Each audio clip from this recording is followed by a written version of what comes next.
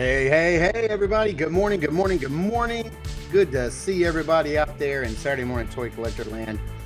As you can tell, Mr. Greg is not here today for episode 49, but we do have Lance from Lansing, Michigan, all the way. How's it going, man? How's it going? It's going great. Oh man, thank you so much for doing this. I really appreciate it, man. It means the world to me that you can come on and let me see here. Design. Where's my music? I gotta be able to turn my music off. I was just thinking, is that going to go the whole show? No, it's not gonna go the whole show, but I mean, I love the music, but yeah. Hey, oh, there it is. There's my button. I'm looking for my buttons, man. I don't know where my buttons are, but apparently they have Who's them got the already. button? Who's got the button? This is why I need a producer. We need somebody behind the scenes pulling the strings. But as you guys can see, yes, we have Curtis joining us today, filling in for Greg. Greg is out celebrating his fiance's birthday. They're traveling. They're going to some concerts. They're on the road. I hope he's being able to buy himself some toys. Maybe he buys some for her. And then keeps them himself. But we've got birthdays all around. Curtis, your birthday is Monday, my friend. So happy birthday! Thank you. Everybody in the chat sends some super chats his way, and then I'll make sure he gets that money.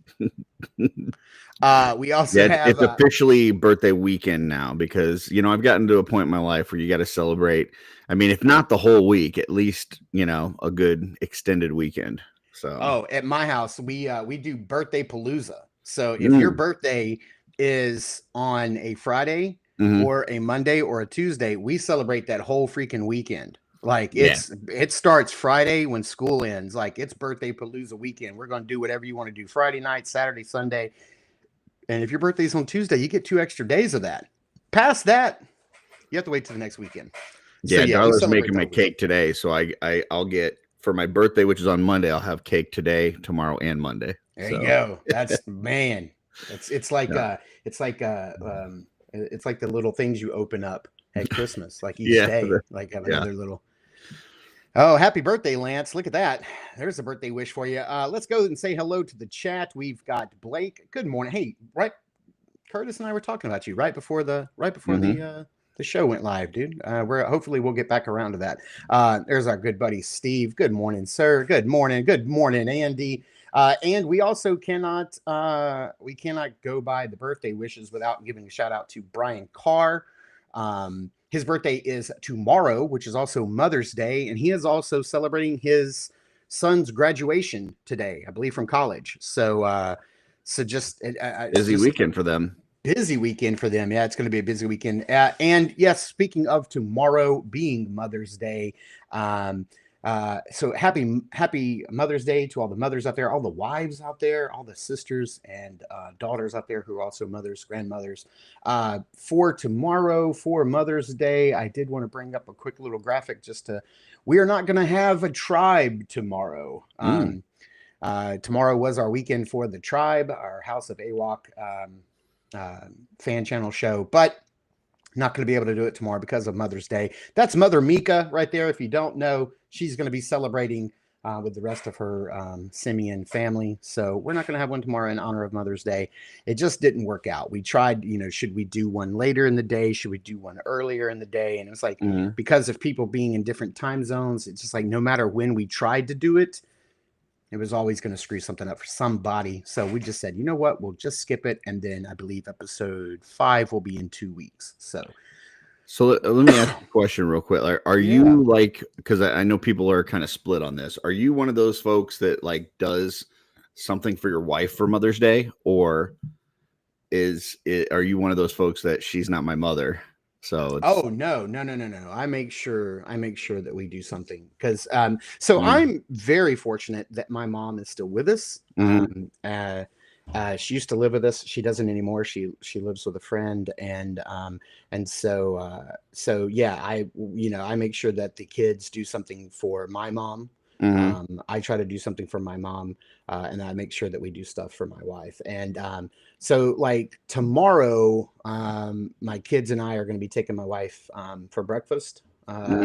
brunch probably at one of her favorite places locally. And then tomorrow night, my wife's actually cooking, but she actually really enjoys cooking. She's trying a new family recipe from her aunt.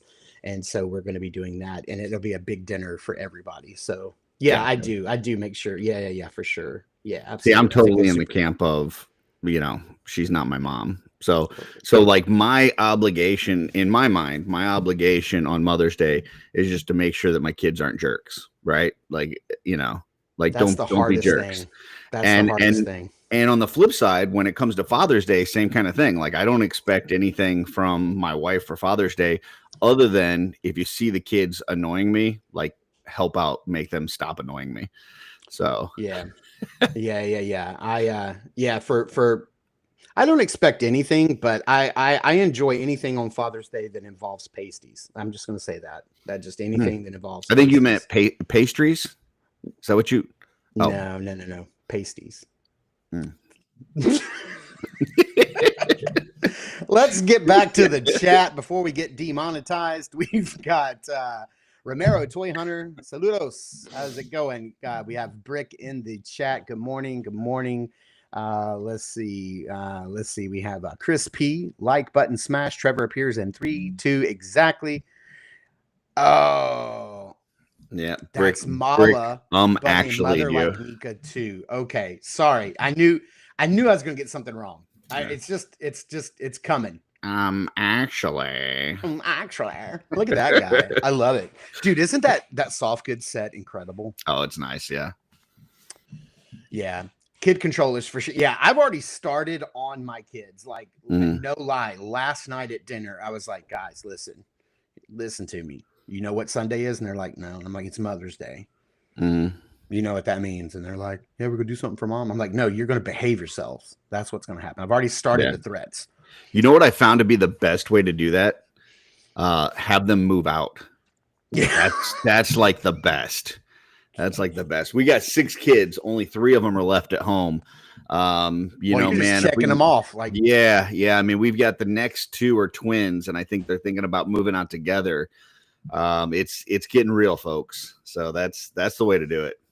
They yeah, turn like 3 exactly. or 4. Just have them get a full-time job and Yeah. pay for their Yeah, own mine bills. are we have 2 boys and a little girl, and my boys are 14 and 12. So Oh yeah, they should have been long gone. Yeah, and then Maddie is 6. And so yeah, it's she my might have a God. couple more years left. What's up in this double jointed joint? That's right. If you got them, smoke them. All right. So Mhm. let's see here. Thanks for the correction, Brick. I really appreciate it. I knew I was going to get something wrong. So, but yeah, I'm looking forward to it. We've had some hiccups, staying consistent with the show, but with the tribe, but it is something that we are committed to. We're going to keep doing it. It's just, we've had birthdays and now Mother's Day, and there's That's seems a to cool be. show. Thank you. I appreciate it. Yeah. We're hoping, with the help of Brick and Brian George and the help of the guys over at Sparrow, we hope to make it something. Man, I tell you what, Brick was doing his part last weekend. He was up at that meetup. He had a full table of AWOC, man. He was pushing plastic. Yeah, So absolutely. Yeah, we love it. Yeah, and we know that we have some more AWOC coming finally this year. mhm. Fingers crossed. Fingers crossed that we get it sooner rather than later. All right, so let's get into it. And hey, I'm bringing you guys 100% longer clips this week because I've heard the request. The segments we're cutting off, and so we're going a little longer. I want a thumbs up in the chat, super chat for Lance if these start playing properly. After these messages, we'll be right. All right, here we go. I hope that worked out for you guys. I hope you all heard it. Let's see here. Before we get into that commercial, let's Brick something says, I'm taking my wife out, ditching the kids for a day. She's a badass mom. Sad to say, I celebrate her more than my own mom. Hey, Hopefully she's there not we watching go. this. Let's see here. Karis one. Hello, everybody. Do you guys know maybe when Crybreaker and Sir Enoch may be coming? What's Crybreaker? I have no idea. I've never heard Never of heard that name Crybaker. before. But I guess you're talking about so Sir Enoch would be in All Star 6. Yeah, I mean that was going into production a couple months ago. So the only thing is, who knows if they're sitting on that right now because of the whole tariff situation. So I don't know. I mean, it's going to be the next thing we get in hand, but when is it? As they say on Art by Akerman, Oh, he meant Crypt Shrug Breaker. emoji. Did he write Crypt Breaker and I just saw Cry Breaker? No? Okay, Crypt Breaker. Same thing, same wave. Oh no, wait a minute. No, he's the following, right? Yeah, so he's the not Crypt till Breaker. right. That's going to be in the. Is that in the Ashes wave? That's in the Rising Suns. Oh, Rising Suns wave. Okay. Yeah, so that'll be after 2026. I mean, technically, based on their production schedule, it should have been this year, but with yeah, we don't know. We don't know. We don't know. We don't know until everything gets worked out. Heinrich, they said the clip cut off again. Yeah, the clip cut off. All right, guys. All right, you know what? You're gonna have to make it like twice as long as you think it needs to be. They're going to be 30 seconds long with 3 seconds of audio. I'm going to go back and watch the replay, and I'm going to see what happens. But I did extend them by a second, so get off my case. I'm just kidding. All right, let's get after it. Really Here's our first commercial. Here's our first. Joe's got trouble. He's got it bad.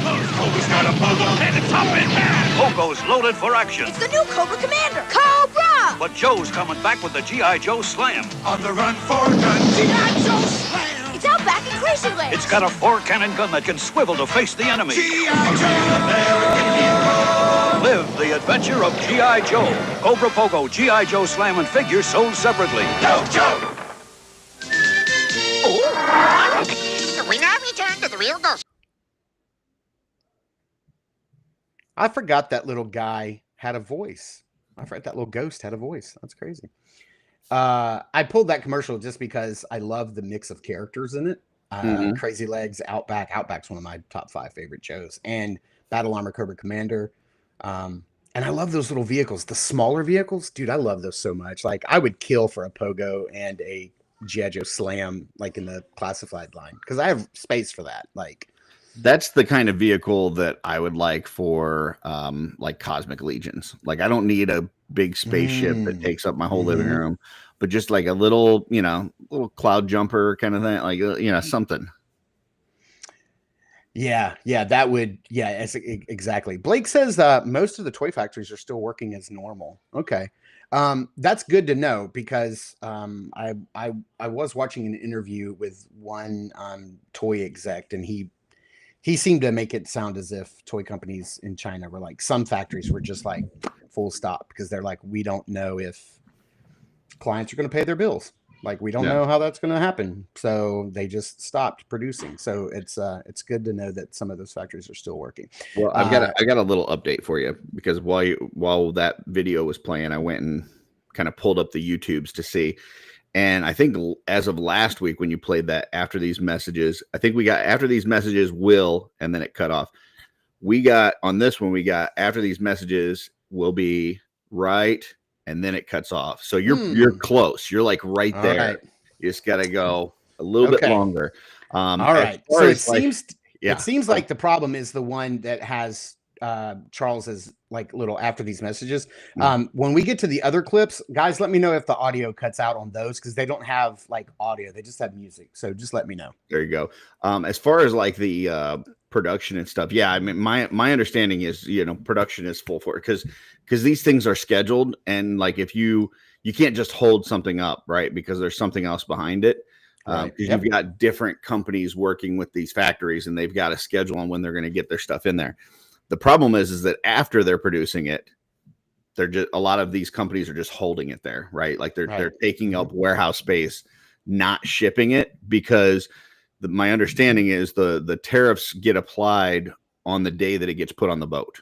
Doesn't matter when it arrives and what the tariff, like, if it goes on the boat and it's 200%, and then by the time it gets here, it's 20%, it doesn't matter. It's 200%, because that's when it got loaded. So it's like a lot of these companies are waiting for the right moment to put it on the boat before coming over here. So, Yep. So true. Thanks for sharing that, and for everybody in the chat over here that's also that's chiming in on that as well. Next commercial. New pretenders are here.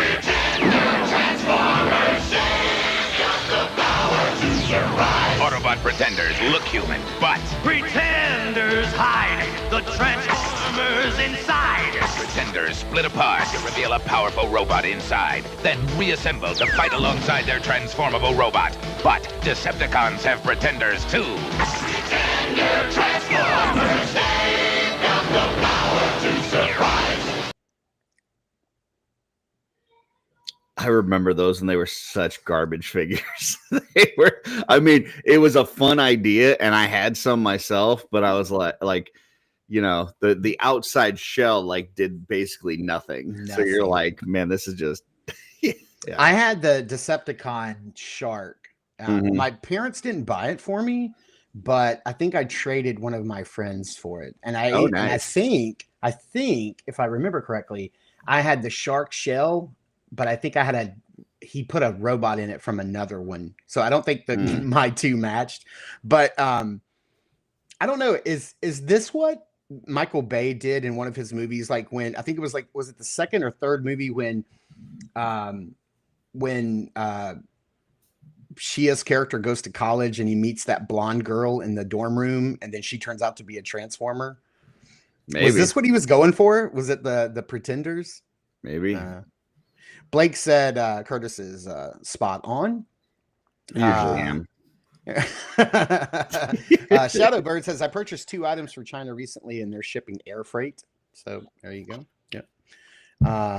The Transformers team must have been so mad that G.I. Joe got all of their ad budget. Like, absolutely. Let's see here. And then what does Andy say here? Grand Maximus from Japan is still my Transformers grail. I don't know Grand Maximus. I'll have to look that up. Kyrus One says, I got hit with a $43 tariff on my Hot Toy due-back. Also, the shipping was really high at $48. Yep, everybody's feeling the crunch. All right, our last commercial of the day here comes from a commercial that I love this. I love this when I stumble across something that I never knew existed. I never had these, never saw them. From Haley's Comic Con, the Parasites. They hide in cars and trucks. We'll hide here. Nemesis, the hunter. You can't hide from him. I feel like we're being watched. Terrasite, the parasite spy, watches your every move. Well, I'm not afraid. Destructite unfolds to unleash destruction. Hey, guys.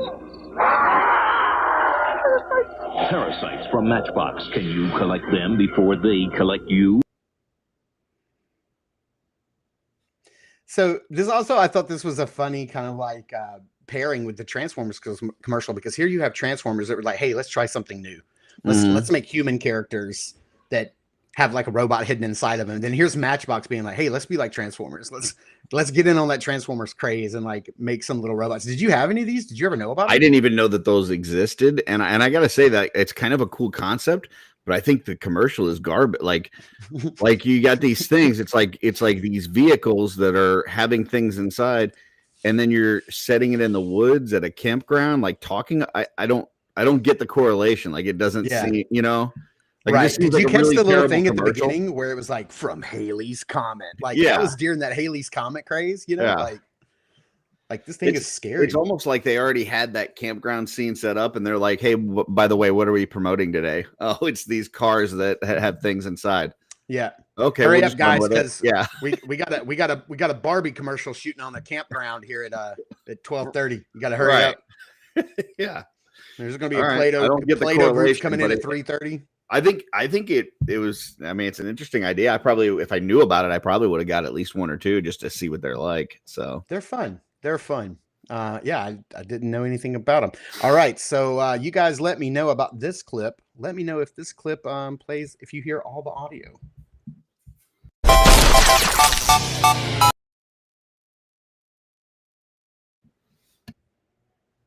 Let me know in the comments off to the side here if that played all the audio.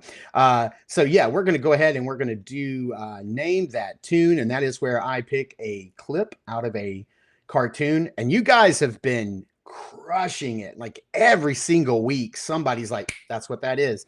So I'm having to start like doing my homework. Like I'm Twizzler19, good morning. I'm having to go really deep. So I've got a deep cut today, and I want to see. Come on, man. It's just a little bit at the. I think what you did helped. I think it just needs to be extended. All right, guys. Little bit 6 further. seconds next week. 6 seconds, everybody. We're going to 6 seconds. You know what? This show is going to be 3 hours long because of all these segments. All right, I think you just need the video to go a little bit longer than the audio, and you'll be spot on. All right, we're adding 2 seconds next week. All right. So here we go. Here is the scene. I don't know if you guys are going to get this. I'm sure Andy's going to help this one. Here we go. Hey, Ralph, why does it feel like we're going in circles? Because we are going in circles, Rich. I feel like a strawberry shake in a blender. Oh! Whoa! Make that a strawberry shake to go. Is that a Happy Days cartoon? Strawberry. Yeah, the video stopped playing right there, but it said, "Make that a strawberry shake to go." Happy Days, is that what I'm hearing? See, Terrence says Happy Days. That's Happy my Days? guess. I'm just from the characters, but I don't know that I ever knew of this existing. But Greg says that's Happy Days. Andy says Happy Days. Gosh, you know what? You guys are too good. I've never gotten one of these. Incredible. That's the only word to describe what's happening to me and the Happy Days gang today. So you stick around. You get my drift.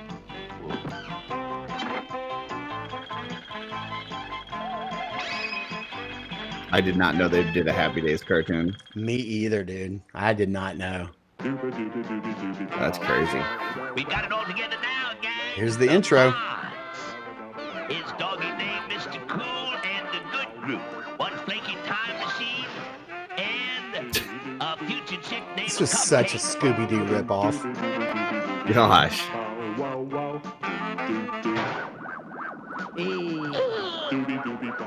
Oh, now the gang got And they've got this TARDIS that they go back in time.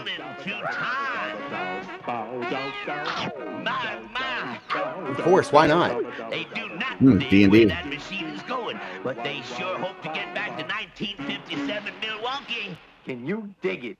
Yeah! Oh my gosh, dude. I did not even know this was a cartoon. I never saw this as a kid. This was never. Oh my gosh. Yeah. So even Chris P got it. Let's see. Kara says, watch recently the Inhumanoids again. Kind of like a new toy line for that. Yeah. Same here. Same here. Absolutely. Let's see here. Candyman 5000 says, good morning. Terrence says, I remember that there was a Happy Days Saturday morning cartoon on ABC. Yeah. Oh, and that was Wolfman Jack. Hey, everybody, how's it going? Sounds like one of those carnies, you know, at the fair. Smoke a couple more cartons of cigarettes for that voice. Hey, big man, come on over, Big Daddy, throw some balls my way. I hate those guys because they always call me out. They're like, Big Daddy, big guy, come on over. I guess they think if you piss me off, I'm gonna like come over and give you $12 to throw a ball in a basket. It's not gonna happen. I just keep right on walking. Yeah, I do remember that man was the Wolf Man. That's right. Absolutely. So wait, the intro videos are cutting off. I always thought it was on purpose. Drove me nuts every time. Okay, great. Guys. Dang. There's no producer over here running this. Okay. It's me. So what I'll tell folks that haven't had the privilege of being on the show, when you're in the restream and you're watching it here, it doesn't cut off. So unless you're watching the replay, like they wouldn't know. So okay, yeah. But now he's got the message and he understands, and he's he's working on it. Yeah, I'm working on it because I want you guys to have a good experience. And wait, now that's it. Mark is now known as, like, I can't wait to see what this is going to be. Okay, let me get back to my notes. Probably the Big Daddy, which Big actually, Daddy, yeah. I got called that once when I was living up in Iowa for a while. Short story, sorry. Go ahead, jump on it. Living up in Iowa, and I was working for Target up there, working for one of the distribution centers, and they either did a 410 schedule or a 312 schedule, which as a manager, it ended up being more like 3 16-hour shifts. So we would work Saturday, Sunday, Monday, and then we'd be off the rest of the week. Well, when we would work overnights, and one of the managers would go out and get food and bring it back to everybody. So it was my turn to get food. Went to barbecue place. I think it might have been, I can't remember, but it went to a barbecue place. We had ordered the food, went to go pick it up, and I'm walking up, and there's this big black gentleman at the door, probably 6'5". I mean, just muscles on top of muscles, brick shit house. And as I'm walking towards the door, he holds the door open and he looks me up and down like I'm a ribeye, and he goes, "Hey there, Big Daddy." And I go, "You know what?" I look at the sign. I go, I got the wrong place. And I turned around and got in my car and left. And I got back to the plant with like some McDonald's like crap that I had picked up. I was like, "Sorry, there was a problem at the restaurant." So I thought this was a barbecue place. I didn't realize I was at Cheeks. I didn't know I was at Cheeks. So they Male badgered me until I entertainment. told them what happened, and then for the rest of the time that I worked there, they called me Big Daddy. But yeah, I don't know what was going on inside that door, but I was not finding out. That's your Legion's daddy name, Big Daddy Leather. Absolutely. Yeah. Looked at me like a ribeye. Absolutely. It was, I mean, just head to toe. It's like one of those cartoons where like somebody's really like in the desert and like really hungry, and then they see something and like the person becomes like a chicken leg or something. And, the mirage happens. Yeah. All right, it's time. We're gonna pull out the old 80s catalog and make our wish list.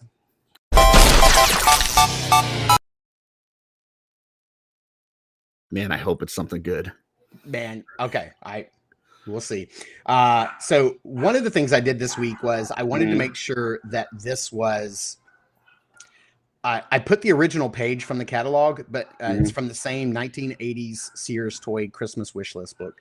But I reordered everything so it's a little bit larger, so it's a little more viewable in a horizontal landscape view. So this is a Star Wars page. This is a continuation. So up here in the top left, we have the page as it actually appeared. And then down below, I just kind of like off to the side, I reorganized everything so we can see it a little bit larger. So I hope that's large enough for you guys. I hope you're able to see it.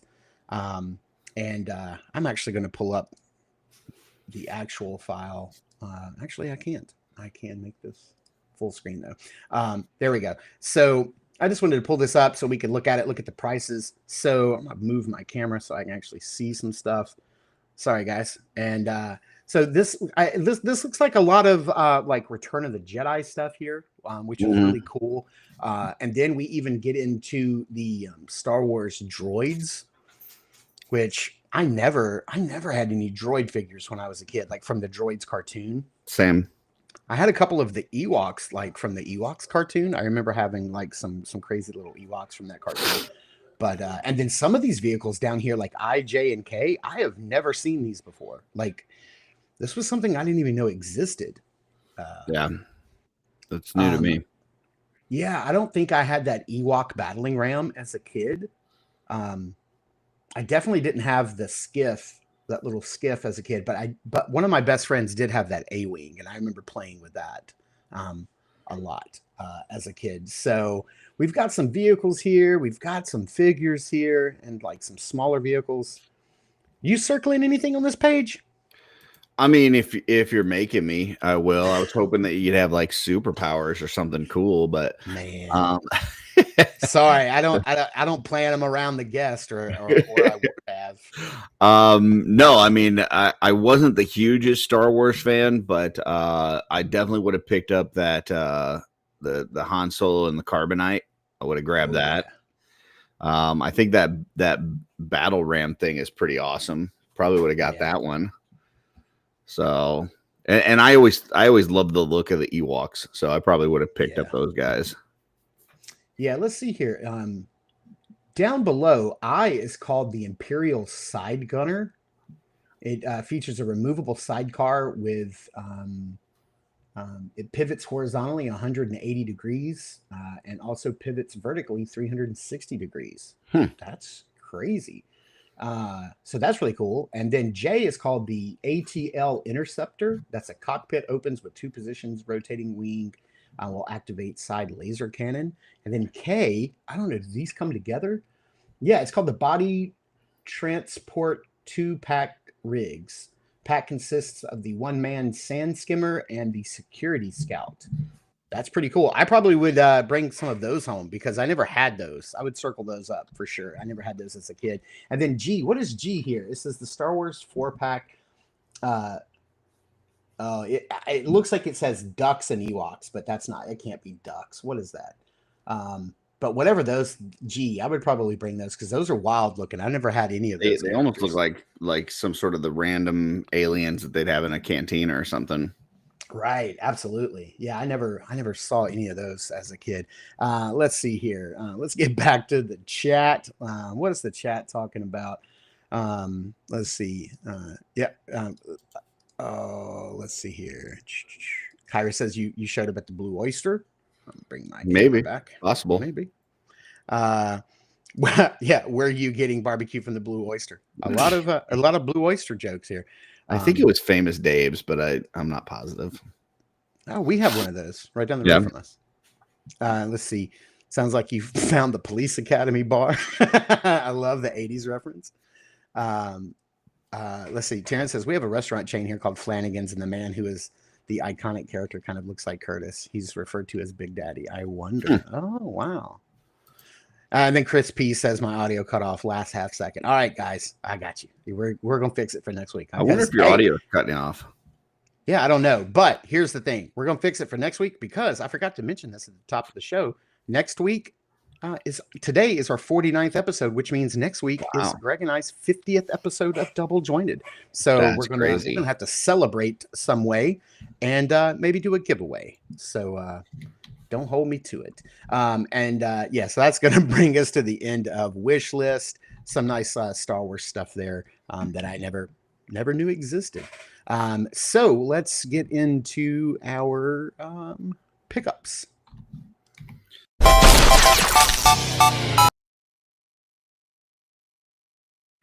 I think that I am going to have more than you this week. Okay. So I'll kick things off. And the first thing I want to show off that I picked up this week, I've already opened because it was my review for yesterday, and that is the Marvel Legends Ultimate Spider-Man Miles Morales. So this is another one of my pickups, but this is the one that comes in this style of packaging because I did get ROM. So the one that comes with like the little comic books, which are plastic and they don't open. But I got to tell you, if you guys haven't had a chance to check out my review, this is one of the best Spider-Man figures that Marvel has ever, that Hasbro has ever made. This guy is, I don't know. We're going to have a conversation when the Maximum Profit Spider-Man comes out because I don't have it yet. Because they talked a lot about, one of the reasons that figure was $50 was all new tooling and all the new articulation. But let me show you what this guy can do for $25. I mean, I don't know why you needed him to do that, but yeah. I mean, it's crazy the pose that you can get this guy in. Like, this is like some SH Figure Arts Mafex level articulation. And they were talking about how it was really cool that the Maximum Profit Spider-Man could do this, but so can this guy for $50. I mean, this guy's $25. Like, I don't know. I will say that he's very small. He is really short. If you watched my review, there is I do a size comparison. He's probably one of the smallest Marvel Legend figures I've ever seen. I don't know if this is a new body. Somebody in the chat. I mean, he is a teenager, so. Yeah, is he a teenager in Ultimate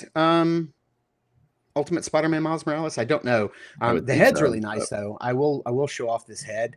The unmasked head is really sweet. It has got a really nice paint job on it. So great figure. I highly recommend it. If you're into Spider-Man figures and Marvel Legends, he's definitely worth a pickup. I did want to show this off real quick because of that commercial, the G.I. Joe commercial. This is Crazy Legs. If anybody hasn't picked up the Dragonfly, the Dragonfly does come with Night Force Crazy Legs. it's cool to have this, but I can't wait to get this guy in the red and the gray, because that's the way I had him as a kid. So I did pull this down off of my, I typically have him hanging from the bottom of my Dragonfly, which is right there. So I did pull that down this morning to show off that we need that red and gray one. What you got, man? So was at the West Coast Mythic meetup. Unfortunately, because I was there, for a wedding and stuff, and we were there for several days, our bags were jacked, like full. So didn't have a whole lot of room to pick up a lot of stuff, but got me another barbarian. So nothing super special. We've all seen that, but I just, I've only got one so far, so that was my chance to pick up an extra. So yeah, I did. So you were at the, like I said, I thought this was crazy because I thought I was losing my mind because I came across, I don't know if I was on your page or if I was on the Cabal page, and I was just scrolling and I saw a video of you and Blake, like standing in the parking lot, and this guy's explaining a diode to you, and I was like, how are they together? Like, I know where Blake lives. Like, I know Kurt, and I know where Curtis lives. I'm like, they don't live anywhere near each other. How did this happen? So I didn't even know you were there. That's really cool. Yeah. So the thing is that Blake stood me up a while back. I was going to Chicago. He said he's from Chicago. He told me to, go to the Navy Pier and see him there. And I was there waiting for a hug all day, and he just stood me up. And so he found out that I was going to the West Coast meetup. He came down, and we did a slow motion running towards each other in the parking lot hug. It was great. And then, yeah, what you saw there was his name's Dan Connor from Rosedale Studios. He had put together this amazing custom with this whole backstory and everything. And he hadn't created in a while. Like, it's been several years since he's customized, and he just recently got back into it and just did a phenomenal job. So, but yeah, it was fun seeing Blake and Dan and Joe Gonzalez and all those people. It was just a great time. So yeah, I really hope to get out there to the West Coast at some point next year. I hope, and like meet up with some of these guys, or maybe it's just going to be Legion's Con for me, before I see them. That would be, that's awesome too. I almost yelled at Blake at first though. Cause like when he first, so we're standing there in line, we've started to line up, and all of a sudden, in front of the store, there's this, handicap space there. And all of a sudden, some jerk comes pulling through the parking lot and parks diagonally across the handicap spot, right? Clearly not a handicapped type vehicle. Like, there's no placard or anything like that. And not even pulled into the spot correctly, like diagonally. I'm like, who's this jerk that not only is taking up the handicap spot, but parking diagonally, like an asshole across it. And sure enough, it was Blake, and he was just dropping off. Twist. He had David Williams and Thomas Belay and Brian Lynn with him, so he was dropping them off and then going to park. So he just turns out he's a really nice guy and was dropping them off the door so that they didn't have to walk through the parking lot. But yeah, when he first pulled up, I'm like, I'm gonna have to whoop somebody's ass for And then Blake stepped out. You're like, I'm not. Hey, yeah, never mind. I said no. Yeah, I'm good. Even if you didn't know him, when you see him step out, like. Yeah, I'll tell you a funny, like a very similar story to that was I used to work at this design studio, and one of my best friends was a bodybuilder who was also a graphic designer. Those two things typically don't go hand in hand. No, you don't hear that very often. He was he was really tall and he was really buff. His name was Tuck. And he was like Mr. Tallahassee over 50, and like he does bodybuilding. He was, and he still is a good friend of mine. But one day we left work on our lunch break and we went to Best Buy, and I think we were picking up like some Blu-rays or something. This was a long time ago. And so we were coming out of Best Buy to get back into the car. He had already gotten into the car. And as I was getting into the car, the guy in front of me, there was a guy pulling in the space in front of me, and he hit the car next to him. And then, so he backed out and pulled in and parked. And then like when he got out, like he just kind of walked off, like he wasn't going to say anything. And so I stood up and I'm like, hey, you hit that car. Are you not going to like leave a note or say anything or do anything at all? You're just going to hit that car and then park like everything's fine. And he's like, get back in your car, fat boy. And he like yelled at me, and he was like, I'm gonna whoop your ass. And then my friend Tuck stood up out of the car, just stood up. He's like 6'3", and he's like 240, like just ripped. And he was like, and he goes, "What'd you say?" And that guy's like, "Never mind. I'm going to go inside and find that person. It's all good. Don't worry about it." And I was like, mm-hmm. He's with me. Yeah, that's awesome. That's right. That's right. Let's see. Let's see here. We have a question. Do you have a travel fig? Do you throw something in the car with you when you go on trips? So usually what I do is I pick up something. I think I might have talked to you about this when we were doing the episode of Meet the Collector. But when I was a kid and I would travel with my parents, if I was good and I didn't get into a fight with my sister in the back seat, I got to buy a toy. So I always try to buy something while I'm on the road. And I did do that. And I did have something that I messed with at the airport on the way back, which I will be showing for my next pickup. So nice.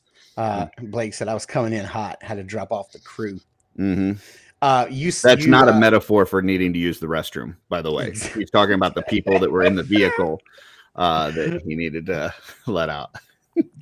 Let's see. A job of an elite security officer is to deliver his clients to the venue with the cleanest path of access and the lowest opportunity for conflict and unsolicited confrontation. Terrence, did you just have that ready to go, or That's pretty good. That's really dope. That's really dope. Let's see here. Is it me? You? Oh, let me answer that question. I always grab a figure from my house to take with me. So this past week on Wednesday, we had to take a road trip to Gainesville, Florida. It's about 2.5 hours south of me. And I had picked this up that morning before we left to play with this in the car. Just mess around with it, pose it, send pics to my friends. And then I picked up the ROM on the trip. So I'm like Curtis. I always take something with me, but I also always try to go somewhere to try to find something that's in a store that's not in my area. If I know for sure that I'll be able to get something, I don't bring something with me. But if I'm going, like recently I went to Iowa on a work trip, but it was a bunch of us going from work. And so they had rented a vehicle and we were going together. So in that situation, I don't know if I'm going to be able to get out to a store. So in that situation, I will bring a figure with me that I've not messed around with, or maybe I just haven't spent much time messing around with. But if I know for sure I've got my own vehicle and stuff, then I won't bring anything because I know I'm going to get something. I don't care if it could be the stupidest toy ever. I'm picking up something. So see what I try to do to mitigate that from happening is I take something with me so that I don't do that thing. So that when I get there and I know that I'm at the last store before we're getting on the road and going home and I haven't bought anything, then I'll end up buying something that I don't want just to play with in the car. And then I get home and I'm like, why did I spend $20, $30, $40 on this? And so I take something with me just so that I don't do that, because I will do that exact same thing. Like if it's literally like I'll be over into like the Hello Kitty stuff going, well, I gotta have something. Like I gotta pick something out. It's a 3-hour drive. Like, I try not to do that. All right, what's your next pickup? What do you got? So did you show your second one? Or are you busy the ROM? I'll show my second one. My second one is I'll put all these together. I have two that I'll group together. I gotta tell you, this is a toy line that I complain a lot about recently. I really do, but there's something going on, and right now they're crushing it, and that is the Star Wars Black Series. I got Shock T, which I think is probably awesome. Probably one of the best figures they've ever made. I've actually already opened her and played around with her. That's soft goods too, right? It is layers of soft goods. Actually, here, real quick, I'm not going to do a full unboxing, but I really do want to show this figure off because she has multiple layers of soft goods, not just because in the past they've done more of the vinyl type soft goods, right? Yeah, well they do this thing that we always call in Star Wars for all these people who have robes. We call them traffic cones. You've probably heard that term before. Yeah, because they're just a cone of plastic that holds the figure up. Right. And so here I'm gonna make my let me blow this up. Big in yourself. Yeah. So first of all, the paintwork on her is incredible. Like that head sculpt is insane. All of this is soft and movable. The paintwork on her face is just beautiful. Her, I know these are not called tendrils. We're just gonna say tendrils because with a different Hera Syndulla, like her character there, it's called Leku, but whatever these are, I don't know what they're Are called. they wired at all, or they're no, just, they're not posable. They're just like soft. But you have this piece, which is plastic, which doesn't even feel plastic, but it is. It's super pliable. And then you've got this piece is plastic here. Oh, this cool. little drapery. It's got all this paint apps and sculpt work. But you've got layered soft goods, the robe, and then here. I mean, it's just exquisite. She is literally one of the best Black Series figures I've ever seen in my life. And then Sebulba, and this guy, he's kind of hard to see with all the glare and the plastic, but he's huge, like compared to like a Black Series figure. Like I remember having Sebulba in like the 3 3/4 inch, and they made him really small, but he's actually pretty big. He comes with this helmet. I haven't taken him out yet. I haven't opened him up, but and then they also have recently put out Luminara and Dooley. Again, another character from the Clone Wars, and they're just incredible. Like they're so good. So I don't know what's going on over at Hasbro, because that's typically, it's ridiculous because that's their flagship. I mean, come on. I mean, there's no bigger IP than Star Wars, right? So like they're able to put a ton of budget into G.I. Joe because they have the master license. I mean, they're the owner of it, so they don't have to pay anything, so they get to put more money into it.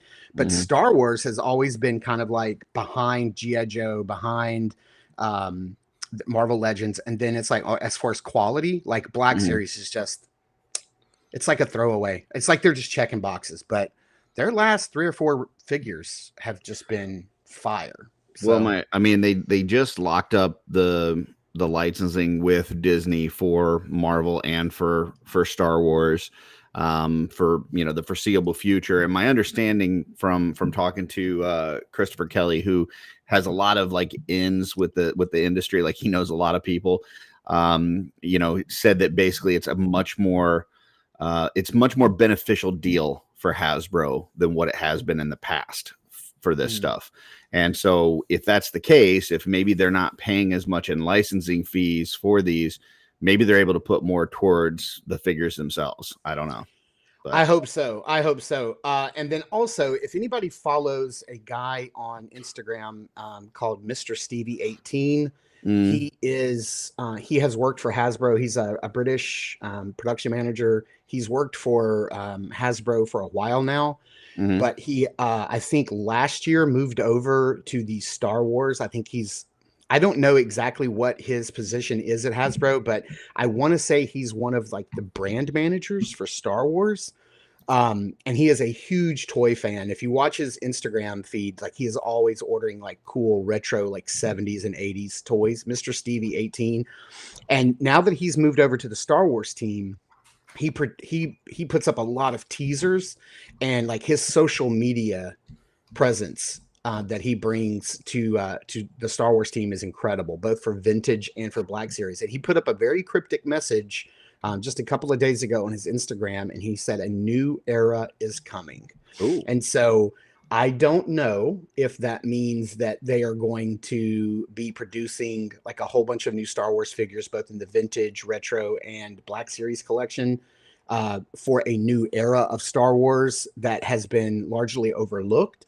Or does it mean that is a new era coming to a current toy line? Like, are they going to be doing a brand refresh for like, here's what I hope it means. I hope that it means that they're going to do a brand refresh for Black Series. I hope that it means that they're going to take a look at it and say, I would like a full overhaul, like say, hey, we're going to stop calling it Black Series. We're going to start calling it this. The packaging is going to be different. We're going to put more love and care and soft goods into these characters, extra heads, extra hands, and get it back to how it started. And then get it back on track, because for a few years now, they've just been coasting. They're just, let's just put out the lowest base version of a character and just go to the next one. And it's not worth the rising price anymore. But the last few, fire. Enough Star Wars talk. What you got? Well, the next one, I'm actually going to share my screen for a second, because, go ahead, and I'll kind of tell you why afterward. But if you could pull that up for me. Yeah, let me find it. Oh, here we go. So I picked up this is the last day in California, and I hadn't bought anything from the retail. I'd only picked up the Barbarian and a couple other things from the West Coast meetup, and I saw this, and I've been putting together, a lot of people know I've been putting together this like McFarlane version of the Justice League that I had in the Superpowers line. And this looks nothing like the Superpowers Green Arrow, but neither do the two Injustice ones that we've had before this. But I was like, you know what? It's still kind of a cool figure. I'll pick it up. You know, who knows? Maybe I'll do something with it. This was very much a, you know, I haven't bought a travel toy and I want to get a travel toy, and I'll get this, and it may end up going into a you know, garbage bin, but I'm going to get it anyway. So that's what I picked up. But then I started messing around with it on my way home at the airport and started taking some parts and apart. And so this is nowhere near done. I've still got a lot to do, but basically I've taken the Injustice arms and legs and put on here. I put back one of the hands on here because he's got this nice little like arrow gripping hand that came with that one, which is cool. This hood it can come back, and I've seen there's a guy on Instagram, Darth Primus, that does some McFarlane customs, and he like heated this up a lot and then like glued this to where the hood is down, and he switched the head. There's an Injustice head one that has like the typical Green Arrow hat. Nice. But I'm actually going to, instead of using that head, I pulled the hat off, and I'm going to kind of Dremel like a key hole on the top of his head so that I can put this hat on here, because I love the face on this one. I just want the hat on him. So this is going to become my Superpowers-esque Green Arrow. And it all started with buying a figure that I didn't really want, but I needed to get something on my last day in California. Yeah. So that's kind of how, you know, stuff works for me, is I pick up something that I don't need, and instead of going, why did I spend money on that, I go, what can I do with that? So yeah, absolutely. Yeah. Instead of just tossing it. Yeah, I really hope that Green Arrow is a character that McFarlane Toys makes in the Superpowers line. Yeah, like I would love, like I need an updated Green Arrow for sure. Well, I was kind of holding out hope that they would give me a more classic looking Green Arrow, kind of like what they did just recently with the Dr. Fate. But it's right now the clock is ticking, and I don't know. Exactly. I don't know what they're going to be able to make, or if they're going to be able to make anything after 2026. So yeah, I let's hope that they've got some reveals up their sleeve that they haven't dropped yet, that they're like, these are already in production. So yeah, that would be. Let's see. Terrence says, by the way, Curtis, was your Dr. Fate casting hand originally from Page Puncher's Constantine? No, it was not. It was from a black and white with gold accent Blue Beetle that I bought just to get that hand, which I'm not going to use the rest of it. So if anybody wants a black and white with gold accent Blue Beetle missing one hand, he still has 5 other hands. Let me know. So, hey, Playing with Plastic, how's it going? Thanks for joining the chat. Okay, since we're talking classic superheroes, that's gonna go to what I have next. So I got all of these in from Big Bad Toy Store this week, with the exception of one, which I was able to thankfully track down on GameStop. And I hate giving GameStop money, but I did it. So that is the McFarlane Toys Super Friends. Yeah, let me I'll make this a little bit bigger. So we've got your classic Batman right here. I love that artwork. I hope they look at that. Who's this right here? Look at that right there. Yep. That's what I want right there. that's the business. That's the business right here. But I hope we get most of these characters. That would be fantastic. So I did get Batman. I got Green Lantern. Look at this. He comes with a bat. Check that out. A green baseball bat. Does he come with a lantern? Hell no. But he comes with a baseball bat. Why? Who cares? Because he's Green Bat, not Green Lantern. Green Bat. That's right. Yeah. Green Bat. Then they give us a couple of villains. We got Sinestro going on here, which I thought was great. And then, as everybody knows, they give us that to go along with Batman, that classic Batman villain, Lex Luthor. Why they didn't give us the Joker? No idea. Why didn't they give us Superman and Lex Luthor? Have no idea. Because you know why? McFarlane. And then I tracked this down. Thankfully, this was up on GameStop, and I ordered it for regular price because this guy is 1 per case, and he's apparently really hard to find, and that is the Riddler. Now, I've learned recently that what these little stickers actually mean. So there's like a silver platinum, there's a gold platinum, and there's a red platinum. And so what those mean are, I think silver is just a new colorway of an existing character. So there is but they are more rare than just the standard. They are more right? rare. Okay. Yeah. So there's a silver platinum in this wave. It is Batman, and it's the red, purple, yellow Batman. I don't care about that colorway of Batman. So silver means that it's a new colorway. Gold is a store exclusive. So if it's only at Target, if it's only at Walmart, you'll get a gold platinum. And then red platinum that's the only way you're getting that character.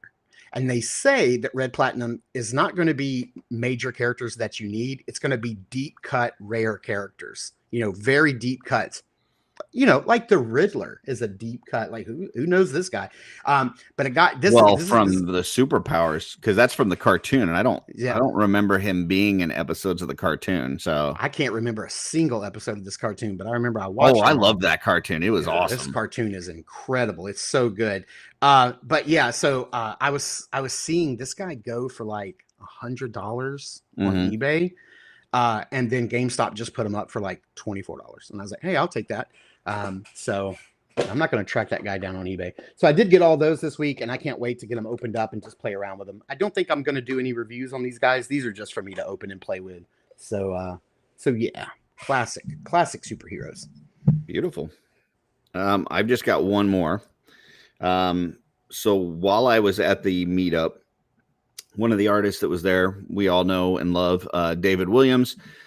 He had some painted heads there, including some heads of himself. Apparently he had his head scanned a few years ago, and he had somebody print them up. And I don't think they've been for sale, like just for people to paint on their own, because, maybe he doesn't want people doing weird things with his head. I don't know.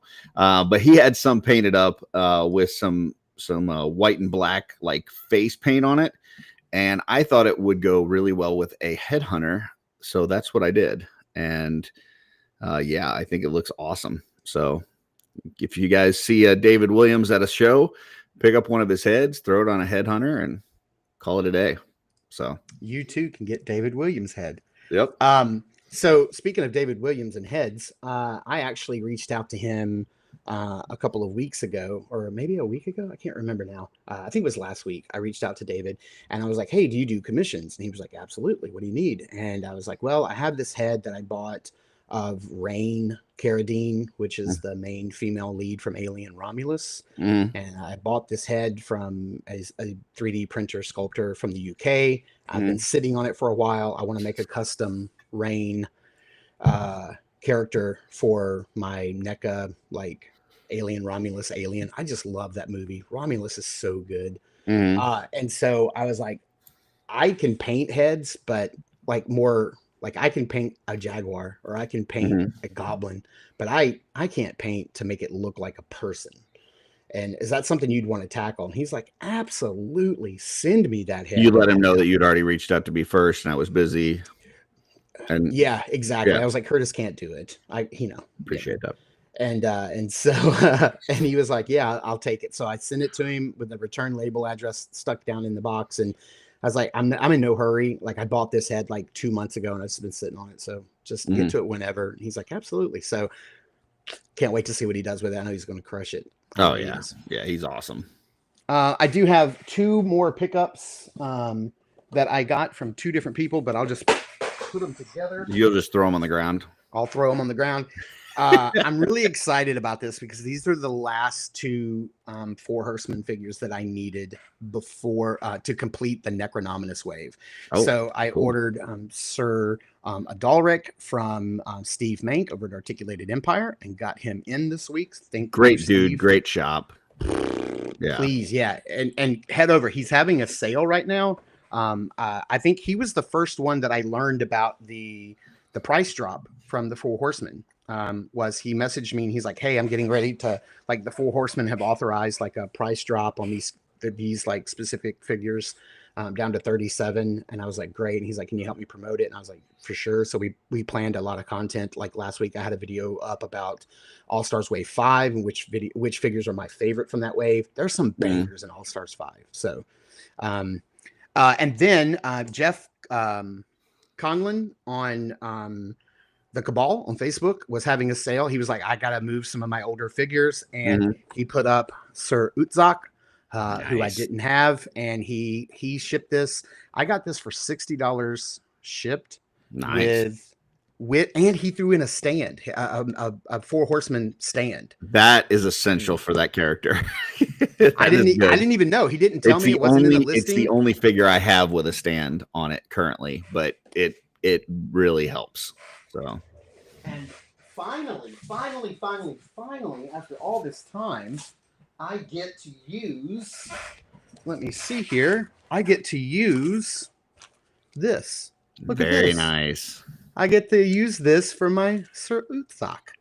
Darla Akerman cape. Look at that.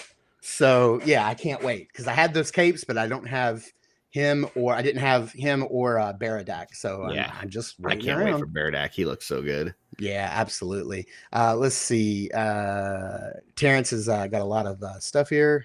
Curtis is busy in Iowa. Pickups are sometimes for drop offs. That's right.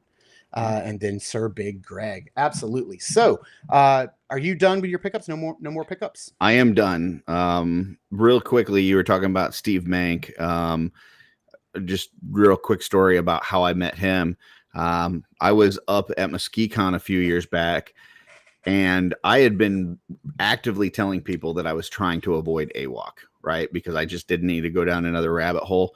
This dude chased me down a hallway, tackled me, and made me take a pale figure. He's like, you're taking this, you're going home with it, and twisted my arm behind my back until I took it. So just go shop his store and stuff. You don't want him tackling you and taking you down, folks. Just go see what's there, buy an AWOC, see what they're like. Yeah, so just want to throw that out. Very, very similar story to me. Steve had reached out to me through Instagram because I was a follower of his Articulated Times photography, which people may not know. He's a really good toy photographer. Oh yeah. And so he had reached out. I think I had commented a lot on some of his photography on Instagram, and he reached out and said, "Hey, I'm going to open a store, and here's the logo and here's the name, and I'd love to if you could help me promote it." And I was like, "Absolutely." And that's how we got started. He's like, "If I sent you some stuff, would you review it?" And I was like, 100%. Then I later found out that he's from Southern Illinois, just like I am, and so it's just absolutely fantastic. He's a really good person. Love him and his wife and son. They're just great people. And some of the best packaging in the game. His stuff ships fast. It ships very well packed. I mean, it's not going to arrive damaged at all. And he's just a really good dude. Same thing. He sent me my very first AWOC. He sent me an ancient and a weapons pack and a heads pack. He's like, "Here, just play with them." And I'm like, damn, these are good. That's how I got into AWOC. And then he did the same thing with Valaverse, this son of a gun. He sent me, he's like, "You want me to send you some Valaverse?" I was like, "No, I'm not really into it." And he sent me some Valaverse anyway. It's so good. I just play with him. I'm like, yeah, these are a lot of fun. So that's what he does. He's an enabler for sure. He is for sure an enabler. And the dude 100%. Gets around too. He'll be in Chicago one day, and then the next day he's doing a show in Missouri, and then 2 days later he's in South Carolina, or dude travels. So him being central to the Midwest, I think he's just able to get out quickly to all these shows. But yeah, all right. So that's going to take us to our unboxing. So let's get after it.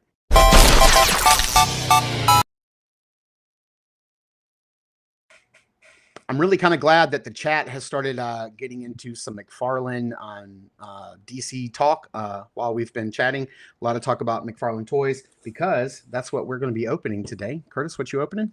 I am going to be opening this new Superman figure.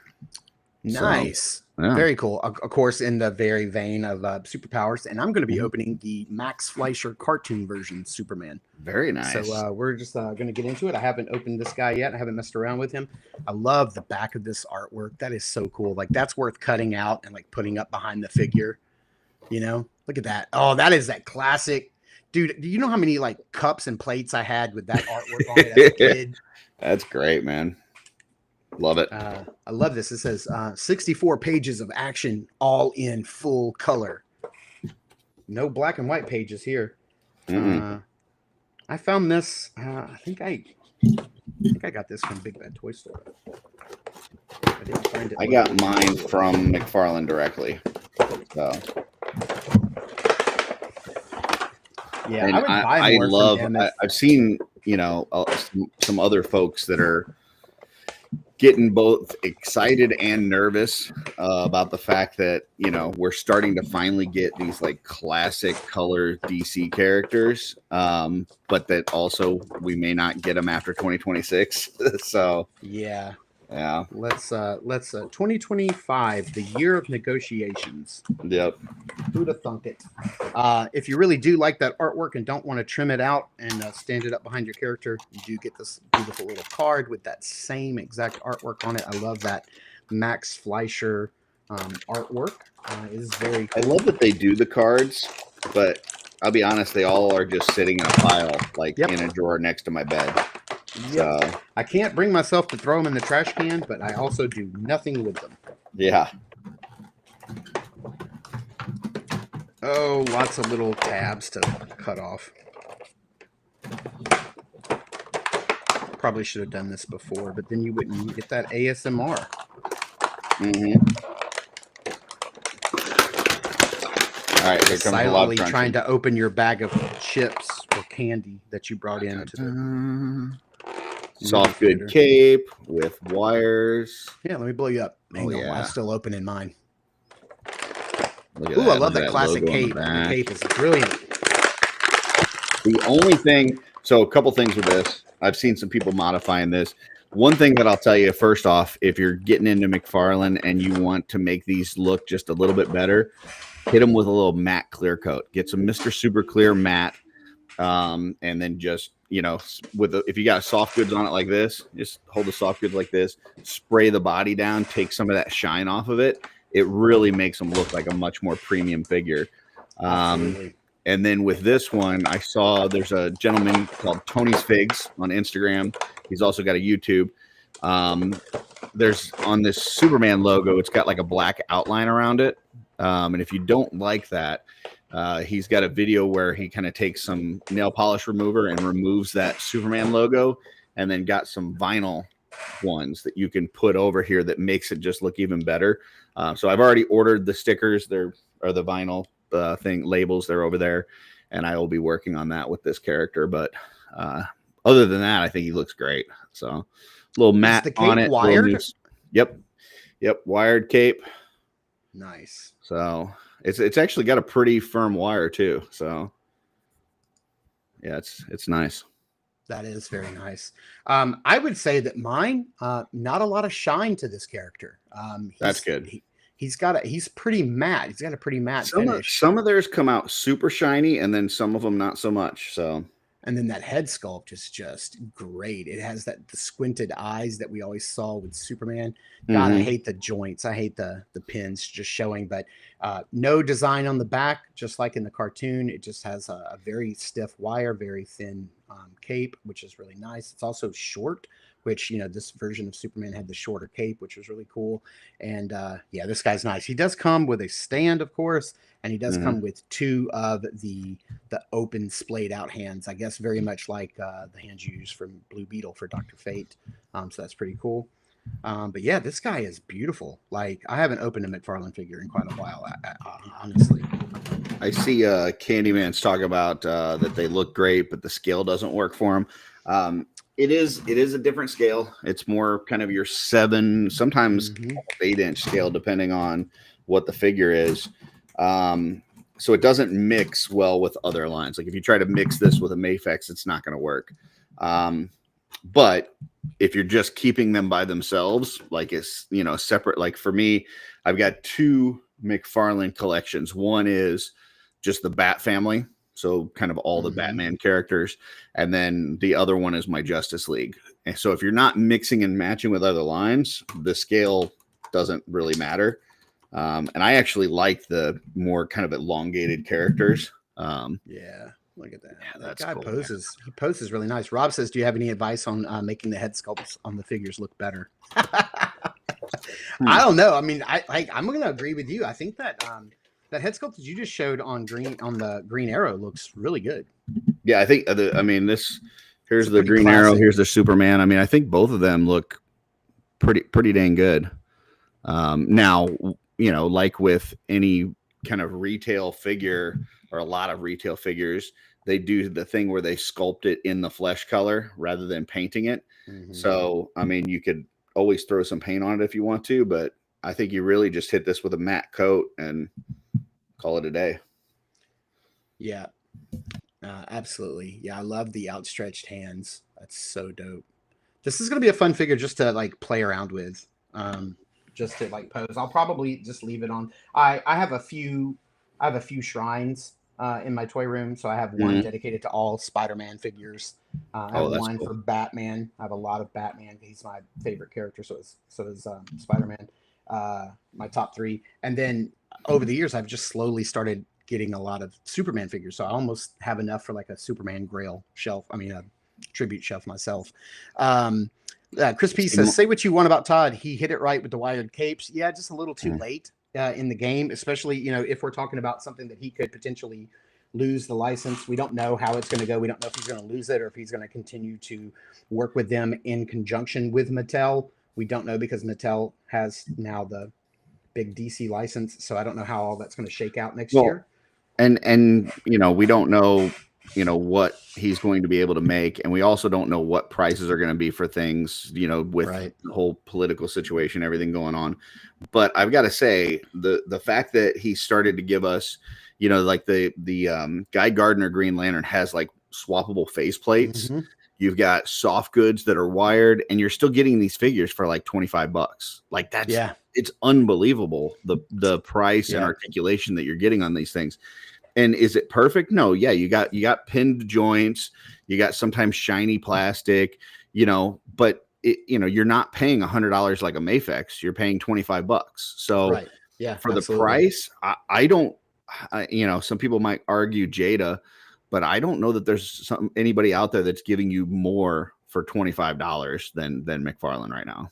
So I have the Huntress, which was I think the first figure to use the faceplates, and that figure's fantastic. Like she's incredible. Like I love the faceplate swapping idea. You're not making a full head.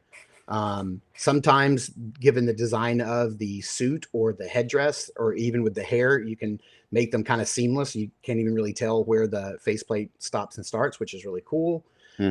Especially with the Huntress, because she's got a lot of hair, and then she's got an actual mask that kind of like helps mask the faceplate. But yeah, I'd love to see more of that. I still think like the best $25 value out there is going to be Hasbro's G.I. Joe series, the G.I. Joe classified series. Good, you just get so much stuff, but that's because they don't pay licensing fees. Past that, I mean, I would say Jada Toys for sure, and then for McFarlane. I mean, but to me, this is a beautiful display piece. I love this style of Superman, that old cartoon style. Like I love it. This is going to go on my Superman shelf for sure. Like, yeah, it's pretty dope. Like I have no complaints spending. And I don't even think I spent. I want to say that when I bought this, it was like $23. Like it was like $23.99, so maybe $24. Yep. I don't even think it was like $25, which is crazy. I'm a superpowers guy through and through. In fact, I sent you something on Messenger a little bit ago, just FYI. So.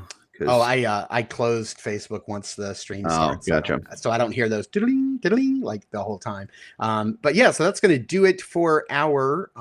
Here, I'll just. Can you share it? Yeah, share it here. Because this is what I was kind of hoping for today. Here we have it. Oh my gosh! Look at that, dude. Let's do it. What are you circling? Man. I would probably start with the Hall of Justice is classic. Yeah, I would have to do Hall of Justice. What's number 9? I don't remember ever seeing that. 9 is a dark side vehicle. He would go in the middle, and then like 2 of his cronies went on the outsides. But 15, I don't know what 15 is. I don't think I ever saw that, where it's got Calibok in it.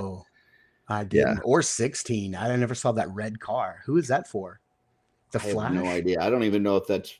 I mean, yeah, it says superpower. I have no idea. Superpowers vehicle. Yeah, I can't read much more than that. But I also want to take note. I had that Inspector Gadget, by the way. That thing was Oh, yeah? like that thing was about this big. It was like 12, 13 inches tall. It was Andy crazy. said I circled the whole page. You're right. Yeah, You're right. circle the Yeah. whole page. I do know that there is somebody I just saw last night on Instagram who is 3D printing a Hall of Justice for the McFarlane Superpowers line. That's So cool. that'd be pretty dope. The Batmobile. That's my favorite Batmobile, by the way. Like out of movies, cartoons, TV shows, whatever, that 100%. Superpowers Batmobile is my absolute favorite. Yeah, I have mine from when I was a kid. Actually, hang on. I've got mine in the garage. It's got Batman and Robin in it. So right here, babe. So good, right? Like here, let me turn this off. Like this is mine, man. That's like, beautiful. I love this. This is like, I mean, come on, dude. Like, where is it? We got the lights that pop up. We got the pop-up lights. We've got the battering ram, get out of town, Joker. And then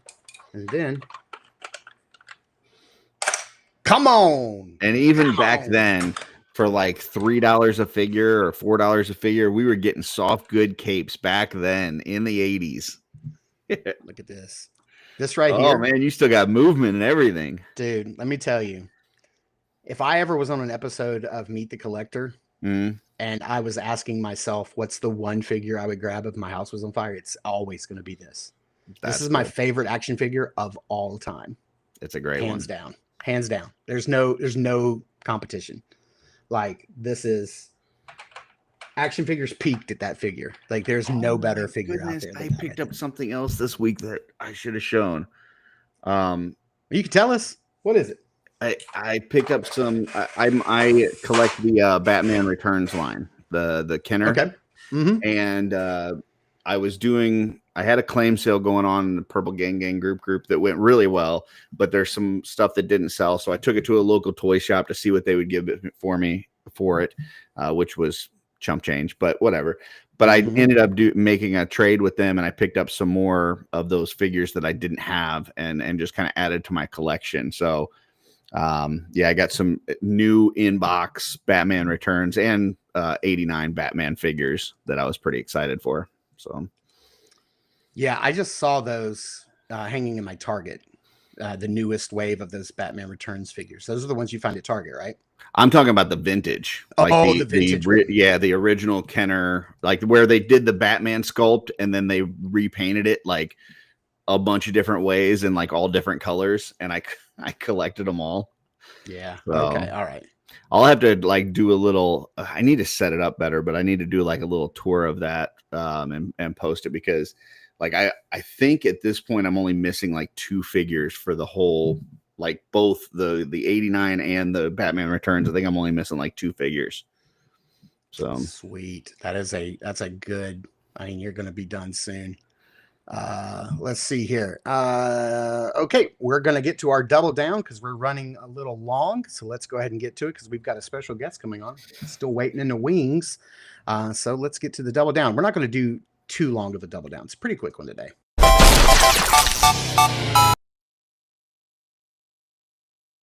We're not trying to break our own record. Is that what you're saying? No. Yeah. I saw somebody in the chat who said that. Are we, Chris P, are we going 2+ hours? No, sir, we are not. We're probably going to try to wrap it up here in the next 15 to 20, but we are having a good time. So this past week on Thursday, we had an in-stock sale at 4 Horsemen's website at store.4horsemen. Yeah, I know. We're knocking on that door. Their Shopify store. So, it was a really good sale. We had some first-time figures in there, such as like the Headhunter, which was a Zolocon exclusive, the ATL 25, which was a Toylanta exclusive. Ganesha was back up. So let's start here. Let's go through. You made 2 separate purchases because I think you wanted to get some figures that were limited to 1 per person in the first 24 hours. So walk us through. Or no, is that not how it works? That wasn't the plan. I wasn't planning on making 2 purchases. So the original sale, they had the blind bags that were available for the Armory experience. So you had where you get enough parts to make 3 characters plus the bear parts, but you didn't know what you were getting, and that was basically $100. And I went to try to get one of those, and I grabbed an ATL and a headhunter. When I went to go check out, it was sold out. I was like, okay, well, I was planning on spending $100 for one of those mystery bags. Instead, I'll take that same $100 and put it towards some Legion builders, because the Legion builders are only $26. So I basically get 4 figures worth of parts for the same price almost that I would have paid for 3 figures worth of parts. So that was kind of my plan. And that was my first order there is on the left. But then, you know, some people complained. They said, you know, hey, those sold out too quick and blah, blah, blah, whatever. But you know, Four Horsemen being the awesome company that they are, they said, you know what? It did sell out really quick. I tell you what we'll do. We'll take some of our carded armory figures. We'll throw those together, 3 of those plus still the bear parts, and you can get that for $99. And I was like, that is too good of a deal to pass up. So the next day I had to go in and buy a couple of those. And while I was in there, I just got an extra headhunter and an extra ATL. So the first I think that's right now. I think that is the best deal probably that they've ever had is on that mystery armory figure. So let me get this straight. So the first mystery blind boxes that were sold before they sold out, those were 3 figures worth of armory parts, but you didn't know what you were getting. The armory be mixed and matched, all mixed and matched up. Yep. But the second wave that came out, those are all, so you're getting 3 full where all the armor matches, right? Yep. 3 full figures that are carded. You can't beat that. That's you just don't know which ones you're $120 getting, worth of but figures. Yeah, because those were 40 each. Yeah, and so you're getting $100. They're 45 individually. Oh, so 45. Oh, my gosh. So you're basically, it's like you're buying 2, getting an extra one plus the bear parts almost for free. So that's a fantastic deal. 100%. Chris P says, Curtis, how many tusks did you get? I'm still sitting on tusks from the original. I bought 24 centuries when they first came out, so I'm still sitting on some of those. So I'm good there. Andy says, I was shocked they had tusk centuries after you, Curtis. Yeah, Twizzler19 says, such a great deal. They didn't have to do that, but they did. Yeah, 45 each. Yeah, absolutely. Yeah, sorry about that. Right now there's 112 of those sets left, those mystery sets. So if anybody wants them, better get them while the getting's good, because I think it's the best value that they've ever had. And if you're like me and you go to any cons and you stop at an artist table and pick up a painted head, those armory figures are perfect for just popping a head on and calling it a day, and they look great. So yeah, those are some of the best. And like I was watching Jeremy's Mythic Conversations Wednesday night, and he was talking about, somebody asked, would the Valiant Knight ever be back at another show? And he was like, nope, it's sold out. We have no more in stock. There's none in the warehouse. You'll never get that figure again from us. And you know, every single one of these knights, they have that exact same articulation. So you know, it's not going to be that specifically that silver gunmetal character from the Valiant Knight, but it is that same articulation. So they're so good. Too real quick. Yep. These are both just armory builds. This is the purple armor, and then this one was the black leather that I just popped these blaze bear heads on. So I mean, like I said, you take these bodies, they've already got the rivets and the belts and all that kind of stuff painted. They look great. You pop a painted head on there and it's a brand new figure. Call it a day. Yeah. Yep. Exactly. Yeah, that's what I love about these armory knights. You literally, like he said, you just pop a head on. I loved them initially, but I didn't love them for $45 without having the experience. At Legion's Con, paying $45 to pick out the individual parts, 100%. But when they put them on the site for $45, I was like, I don't know. Just not as when you've got some Legion builders for 26, you've got some regular figures for 37. It's like, do I want to pay 45 for an armory knight? Not really. But for 99, you get 3 of them and bear parts, dude, all day long. All day long. Yep. Twizzler said, I was able to get a blind box the first day. Then I picked up one of the carded figures the second day. Customs, here I come. Absolutely. Andy says he needs more tusks. And then Chris P said, I made 2 orders, but I'm tempted by that new blind box. Absolutely. I only did 1 order. I kept it like cool this time. So I just went with, I didn't have Romulus. He's one that I had at one point. I had one unopened. I never opened it, never did anything with it. And I think I traded it away in a lot. I wanted to get another Toylanta, the standard version, because I loved that figure, and I thought for sure I'd keep him in his roadblock configuration. But when I got the cloth arms and the helmets on him, I just loved it too much like that. So I needed to get another one so I can keep it in that roadblock configuration. I missed the Ganesha pin the morning of the Ganesha sale a few weeks ago. So I was glad to see that popped back up, and I grabbed one of those. And then I needed some more of the Barbarian parts for a specific custom. So I kept it kind of small and reserved. But also, I mean, I've got a lot of money to spend over the next month or so. Well, so keep in mind, if you buy Fest, one of those Armory mystery boxes, you get a set of the Bear Barbarian parts thrown in there for free. So, yeah, and they're $10, so that's a good value. So yeah, that's what I did there. Because we've got Joe Fest at the end of the month. I've got coming up at the beginning of June, Joe Fest at the end of June. At the beginning of June, I got to pay off my Nintendo Switch 2. I just got too much money to spend over the next month, so I can't. My son's excited about that Nintendo Switch. So yeah, exactly. And thankfully, I'm not having to pay like crazy tariffs on it. Yeah, so I'm very happy about that. I'm glad the price didn't go up. Let's see here. Let's see. Terrence said between Joe G's Swig, Curtis's Centuries, and Joe Russo's Knights, I may get there, but El Tidy's Skeletons, I don't think it'll ever happen. I don't know. I think the person with the most might be Walter. Walter's got so many Malleus's. Like, dude, he's got. I would say he probably has close to 100 Malleus's. So yeah, I'm very glad to get that pin. I don't buy very many pins from the Four Horsemen, but I have 5 or 6, and my wife's favorite animal's an elephant. So, I kind of got one in honor of her. What do we got? Look at all those pins. Look at that. Yeah, got our pin board right there. So yeah, William Houston said the customizers are always giving us new ways to use those army builds. Absolutely. Absolutely. Okay, so we have a very one more thing before we bring Curtis on. I mean, before we bring Terrence on. Sorry.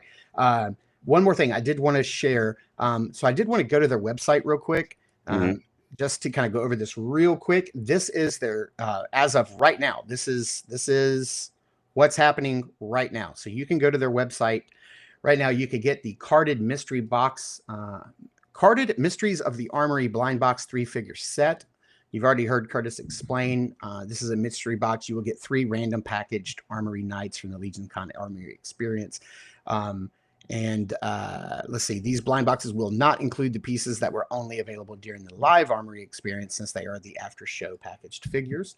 Like he said, $100. You get the Barbarian parts thrown in. They've got. I'm surprised they still have these. This is the Ganesha all in, so you get the coffee mug and the pin. And this is your last shot at buying them online. They're going to have a limited amount of shows, but once these are gone, that's it. Yeah, absolutely. So. The pin individually is $10. It is sold out, so you cannot get that by itself. But they do have the mug and the figure. And if you look at this, the figure Ganesha is $70. The mug is $20. That's $90.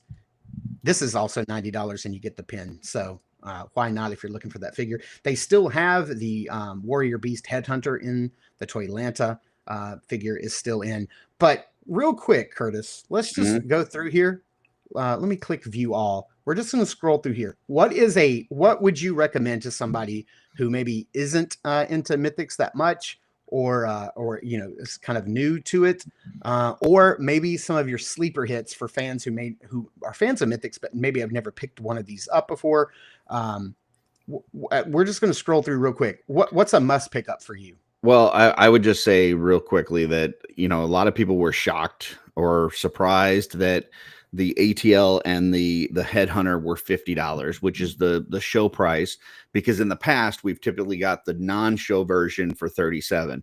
But you got to remember that this is the new pricing model. So everything that is after Necronominus will be at those new prices. So with that being said, anything on here that's $37, these are the last $37 figures you're going to get. So if there's any of these that you need, I would definitely get those. Absolutely. the Armory one, or sorry, the The Legion Builder ones that are 26, that's also a great value. So if you're doing customizing, the $26 figures, you got your Tusk on there, you have your the Relic Guard, you've got the Shadow Orc Grunt. There's some good Legion Builder ones on there, but I would say these $37 ones, because it's the last $37 ones you're ever going to get that aren't on pre-order. I would take advantage of it while they're out there. I mean, you got like the Xylernian Guard is amazing. Dubon is a fantastic figure. Yeah, absolutely. So yeah, that's kind of what I would do, is focus on these $37 ones. If you don't have enough swigs in your life. Yep. The heads pack for $30 is incredible, because like we were talking about, you throw any of those. I don't know, maybe not the Bog Goblin, but any of the rest of those, you throw them on an Armory Night, it's going to look phenomenal. Like maybe even the Bog Goblin does. I don't know. That's one of my favorite heads in that set. Absolutely. As far as the price goes on the standard figures, or for the standard version of the show exclusives, I mean, come on, it just doesn't even make remote sense to make them any cheaper for people who were not able to go to the con. I mean, it only makes sense that you guys are paying the same thing for. Since you said that about the heads pack, I'll just show this one real quick. So this is just an Armory Knight. It's a red Armory Knight with that demon head that comes from the heads pack, and then the wings that came with that Xenothon, which is also on there. So right, yeah, that it's a quick pop and swap. I did no paint on this, and this thing just, it looks amazing. Like, you just throw that looks demon like an head actual on release there. figure. Like, like if you told me the 4 Horsemen released that, I'd be like, yeah, of course they did. Yeah, absolutely. Yep. So cosmics are definitely a part of this. There's a lot of really good packs here. You can get some hands packs and some weapons packs at a discounted price too. That looks really good. The Tusk Experiment standard versions from the Legions Con Sunday exclusives. So the standard version of those are both great pickups for that price. Just the number of parts and pieces you get. And those will be the last Legion Cons ones that you get for $37. They already announced that the ones this year will be $50 when they come out with the standard version. So yeah. So yeah, and then you have the individual Armory Knights for $45 if you just want to get something specific and know what you're getting. And then here are some of those more temple knights that he was talking about. So like your Shadow Orc Grunt Legion Builder, the Relic Guard, Vampire Phalanx. Oh, it's sold out. The Vampire Phalanx. That's a fantastic figure. But yeah, some really good. I mean, Demistros for $37. Come on. One thing that I would like to mention on the previous page, the Slog figure. If you're just getting into Cosmic, you're never going to get a better price than this. Like it's a significant markup from this to retail. So if you haven't gotten a Slog, I think he's like 120 or something on retail. So you're going to save yourself like $40 buying him here. Absolutely. All right, man. Well, that's going to do it for all of our regular content. We're going to go backstage now. We're going to bring in our good buddy Terrence, who's been patiently waiting for the last 1 hour and 32 minutes. Terrence, how you doing, trying buddy? to make it to 3 hours, Terrence. So talk it up. All good. So how are you guys doing this morning? Obviously, I'm here to talk about IshCon. That's going to be next weekend. Myself and Mark have both entered the IshCon Kit Bash contest. Oh, look at that. How'd that slide get in there? I would appreciate all of your votes. Wow. I'd appreciate all of your votes. Please, please, please. So, we've had a lot of fun over the last couple of weeks where we were basically urging folks to basically put together a new figure, using parts from other figure obscura, Cosmic Legions, Mythic Legions parts only. And you had to include at least one skeleton part somewhere in the build, because that was the theme of this year. I think probably because of so much of Necronominus happening right now. Last year, I think we had to incorporate a piece of Cosmic because of what was going on at that point in time. So, I think it was just trying to keep things thematic. So the end of the entries was yesterday at 5 o'clock. I think that we are now at about 19 or 20 entrants. So at this point, so your odds of winning are really good, people. Come on. If you got in, you're in a pretty good spot. Now, I was on with Curtis last night on Offworld, and we talked a little bit about this. But, of course, I don't know who was on that show, because Curtis tells everyone not to watch that show. But he does tell everybody to come to this one. So I'm hoping if this is the best show on television, Offworld's the worst. So, yeah. So I want to make sure we get the word out, because voting has opened. So, So, right here on this screen, you have two people who are candidates for your votes. But, at the same time, I will not tell you to vote for mine. I obviously think there are some better candidates out there. I will tell you guys, I didn't vote for either of you. I'm sorry. That's okay. That's okay. I looked through them all, and I really fell in love with Gina's. I cast my vote for Gina. But your guys were great, but I had to give it to Gina. So yeah, I promise I will end tariffs day one if I win. I'm just saying. That was tempting. But I don't think that's a Wolf King promise, so I'm not sure how accurate that'll be. But but what I will say is that it's kind of fun to get everyone in the cabal to rally around this, to look at some of your fellow cabal members and see what they put together for this. Obviously, if you have the opportunity to come to IshCon next weekend, I recommend it. It was a great con last year. I was telling folks last night on Offworld, in retrospect, I found IshCon to be super important because it was where Jeremy told me that we would have a room for 1,000 swigs. I spent almost the entire weekend hanging out with Mark and Greg and Jeff, which we've all become very good friends since then. Gina sat and talked with Tanya for quite some time, which has also been instrumental to her getting involved with customizing. It was very cabal-centric last year. This one's going to be a little more diversified, which is great for a lot of other reasons. First time we saw the Armory Experience Knights, and we had no idea what they were. That's true. The green knights that nobody knew anything about popped up on the display for Four Horsemen's table, and we all started speculating then. So who knows? I mean, I don't know if we'll see something like that this year, but we're definitely on the road to Legion's Con at this point, so anything's possible. So there's going to be a lot of great vendors at IshCon next weekend. From the Realm will be there with Carlos from Badass Reviews. Brutal Realm will be there. Valverse will be there. Curtis, do you want to cover your ears for a moment? Is it real quick? Savage Crucible will be there.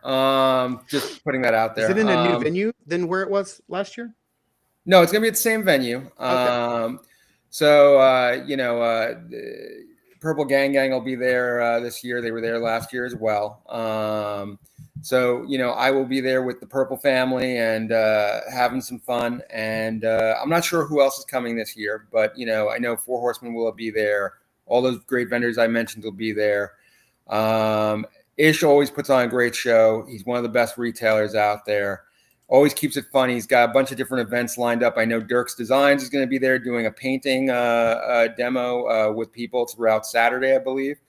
Legion's Ladies will be there with Tanya and Gina. They're going to be doing a bingo event. I just learned this morning that there's some kind of a scavenger hunt going on with the poker chips that they have. If you can find all the poker chips, there's supposed to be a pretty big prize at the end of the show. Nice. So, there's going to be a lot of great opportunities. I always find Ish to be one of the most generous retailers. He's a really good guy. I like him a lot. Absolutely. So I think that we'll see a lot of that. And, again, I just think that even if you can't come, you were definitely able to take advantage of this particular contest because you didn't have to go. You just had to be able to put together a new figure, take a photo of it, hashtag it with IshCon Kit Bash 2025, and you were entered into the contest. So my understanding is that the prizes are 5 separate prizes, with the number one winner being able to choose the first prize and so on and so forth until the 5th prize is given away. So that'll be fun. What's that? Do you know what the prizes are? I think if I understood it correctly, because there was a video put up maybe a week or two ago. When I looked at it again this morning, it looks like he showed a rotation of a lot of the retail wave figure obscura figures. So it looks like it's not a bag of poop. It is not a bag of poop. We confirmed. I mean that you can only get from a fake Wolf King, but and that's a fake Wolf King promise right there. So just putting it out there that again, you get into the contest. You have the opportunity to win something that you otherwise would have had to pay for. So, I mean, that's a fun thing. And I just think that it's going to, again, maybe you can use those parts, or maybe you just need that figure, whatever it might be. And it's just another fun way of getting the community involved and getting them creating, which, of course, I think Curtis can quickly get behind the idea that anything that gets people pulling these figures apart and doing something new with is a fun thing to do, not just to play with your figures, but make something brand new. Use your imagination. you know. Already, when just watching Curtis talk about that Green Arrow earlier, I had to pull it out because now I too want to be able to get that hood down and kind of make him more superpowers-esque, because that's definitely the look I like as well. I know that Curtis and I both like Tony's figs, and I always feel like I have to come up with a better display after I see his stuff. But do you want me to pull? Or do you have access to it, or do you want me to pull it up? If you have it, that's cool. Or is that mine? I think that's you. Yeah. Oh, that's you. okay, cool. I didn't know if I should had be controlling this. Okay, cool. So, yeah, these are just some of the selections, some of the folks. I think we have all of them in here at this point. So this was Derek Simmons, John Hensley. I love this one because it has skeleton hands around the mouth, and it just makes it look crazy. It's such a good idea. Real quick, Terrence, can you tell people like where they go to vote? Absolutely. So, you know, to vote, you do have to be on the Mythic Legions Cabal group on Facebook, which if you collect anything from Four Horsemen, it's a great page to belong to, because you will regularly see all the great creativity there. You'll hear things about, you know, what's coming up. You know, usually there's a lot of great knowledge on there as far as, and I mean, I'm biased, but I think everyone here would probably agree that the Cabal is probably one of the best, if not the best, toy communities out there, in the sense of you won't find a group which is more helpful, more willing to look out for one another. Best looking admins. Some of the best looking admins. I mean, Cullen's got a fantastic beard.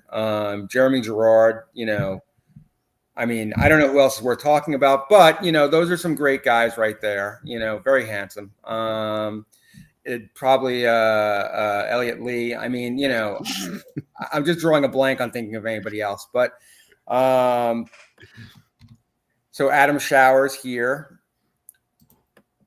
Joseph Connors. That's beautiful. Sorry, I'll go back for a second. Yeah, I really, in some cases, I think the figures are great, but I think in some cases the lighting that was used on some of these is pretty awesome. Cullen Culps looks really good.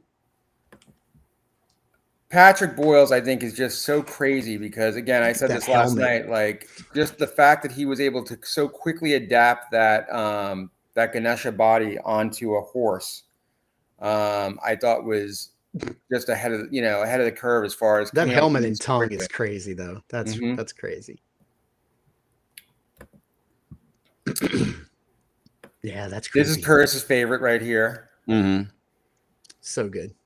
She originally started out, she wanted to make a Wendigo, but more and more it became the Jersey Devil. So nice. Whatever it is, it's cool as heck. I love the colors on this one. You know, beautiful. Yeah. The way he lit up those pieces, you know, I just think is sweet. Yeah, there's some lighting going on there. He didn't paint it because you couldn't paint on these, but correct. Right. He definitely did some lighting trickery. I like the unpainted head, or the painted jaw being attached to like a translucent head. That's cool. That's really dope.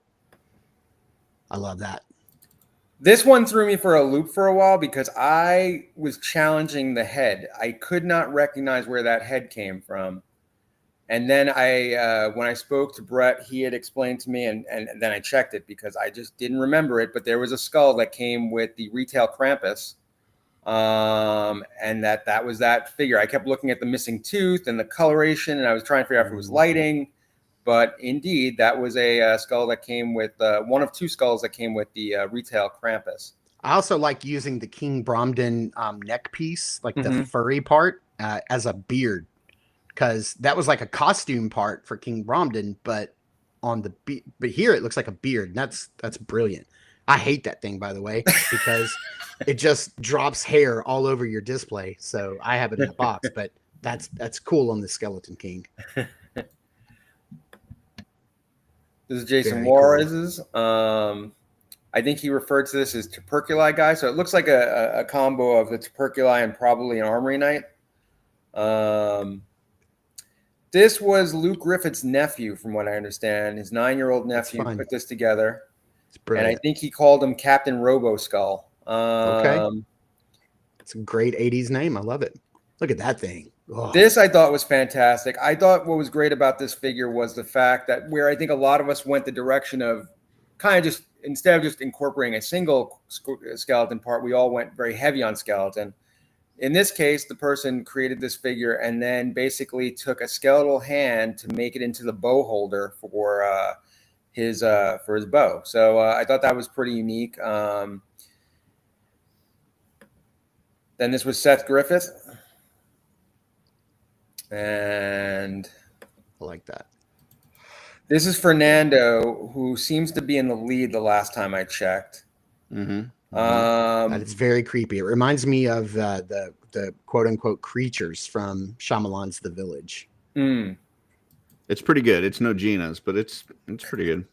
Well, Gina feels like she got robbed on this one, but anyway, great minds, I do really like the way that he incorporated the horse legs into. So wait a minute, I have to go to the judge here.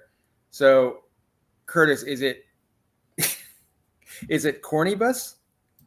It's Conibus, but Conibus. I like Cornibus. I think if they ever take a corn on the cob and throw some horse legs on it, I am definitely going to buy a Cornibus right away.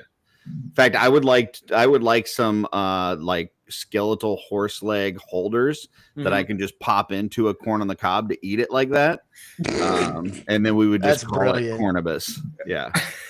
You know what you're getting for Legion's Con now, right? I'm gonna have to break apart my Conibus and throw some spikes on the end of it and eat some corn like that, and then post a picture of it. I love it. I'm bringing you some candy Cornibus this Legion's Con, I think. You know who loves the candy corn is Emil. You give Emil some peanuts and candy corn. My goodness, that dude is in heaven.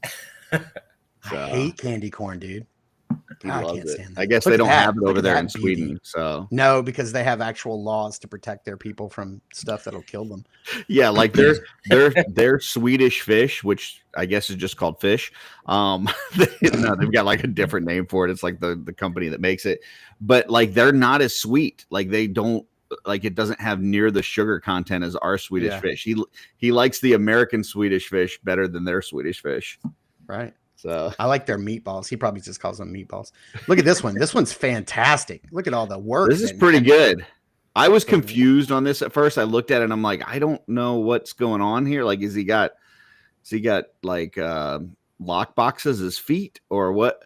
And then the head was just like, it was very confusing at first, but it's put together in a very neat way. So what I did was I put the arms, the regular skeleton arms or even like Trapeculi's arms in his leg sockets. So he has them kind of like coming up and like as his little arms that look like they're coming out of his torso. And then just so he's almost like a floating like wraith or something. Yeah, he's got the little tail hanging down from Trapeculi's tail is hanging down. Yeah, he has no legs, so he floats. That's a lot of work. Whoever did that's fantastic. That's Lieutenant top 5. Dane, you ain't got no legs. No, but legs. I have questions though. So if he has to go to the bathroom, can he reach? Yes, look at those long arms. Look at that.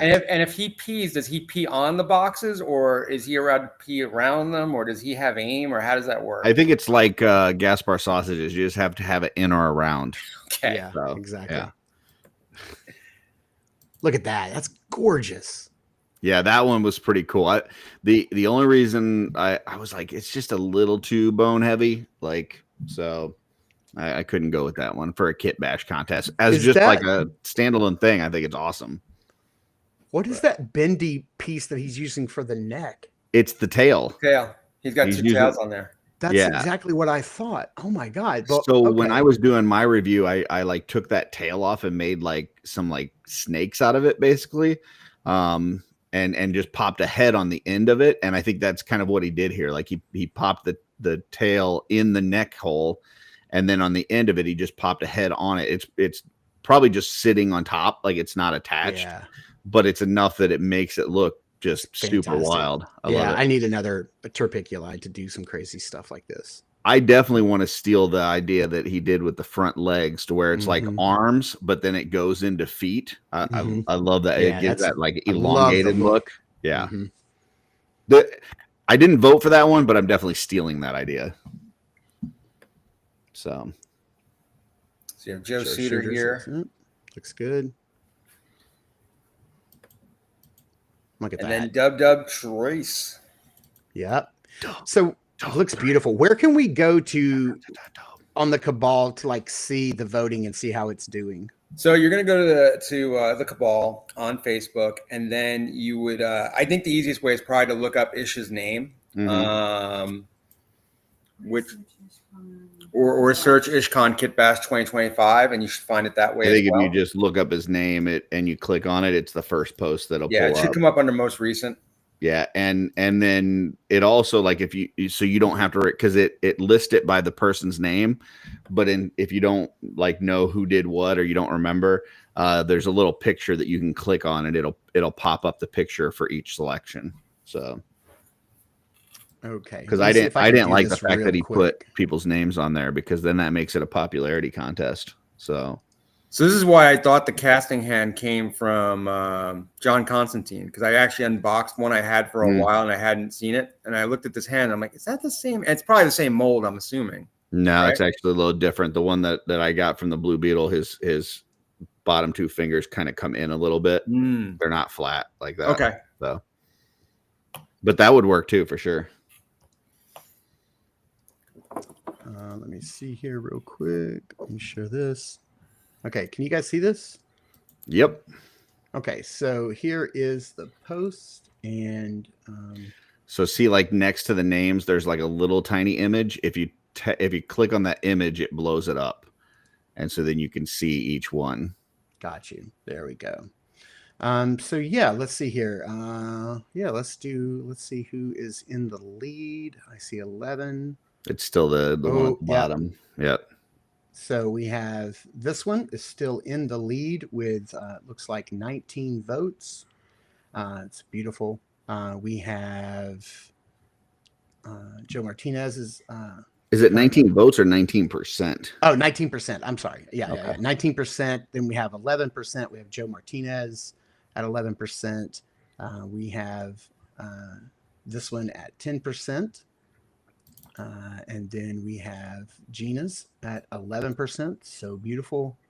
And then we have this one at 8%. So I think that's your top 5 right there. So good. So good. Great stuff. Great stuff. So yeah, head there, vote early, vote often, as we saw in the in the chat. Yep. Closing in on 2 hours, new record. No, we're going to be getting out. Just remember, folks, though, if you don't vote for the right one, extra tariffs. I'm just saying. Exactly. This one right here, this is going to get you no tariffs. I'm just saying. Like, that's all the paperwork in those boxes. Yeah, exactly. There's a lot of red tape. That's what we're saying in this box. So, man, this has been great. Thank you to everybody in the chat who showed up today. Thank you. Can I shout out one thing real quick? Yeah, let's do it. For anybody that knows Chris Garwich from Four Horsemen Studios, or for his Biblical 13, our Biblical Adventures D13 line, he had got hit with a big tariff charge, $25,000. He pretty much just kind of ate most of that. And so they're trying to raise some money to kind of help with that. And so they're running a sale right now over on dirksdesigns.com. They've got a Chris head that they've sculpted that is for sale. So you can buy it, you can paint it, you can do whatever you want with Chris's head. They're going to have a few painters from the community. They're going to be painting some up and selling it. And all the proceeds go directly to Chris himself and to help with that. So if you like Chris, you like Four Horsemen Studios, you like D13, check that out and help participate with that. That would be awesome. Thanks for bringing that up. I really appreciate it. I know Chris does too. Yeah, that's a huge hit. That's a huge hit. Mm-hmm. And Chris P is right. If you don't vote for the winner, then your vote doesn't count. Absolutely. And we know, honestly, there's really only one clear winner here.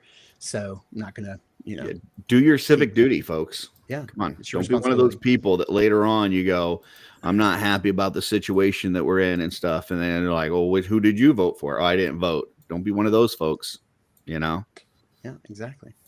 More bumper stickers, guys. Yeah. So thanks to everybody in the chat for joining us today. I super appreciate it. You guys make this show worth doing. Thank you to Terrence, and thank you for Curtis for coming on and doing the Lord's work today. I hope everybody's out there having Anytime you want me to come, just say the word.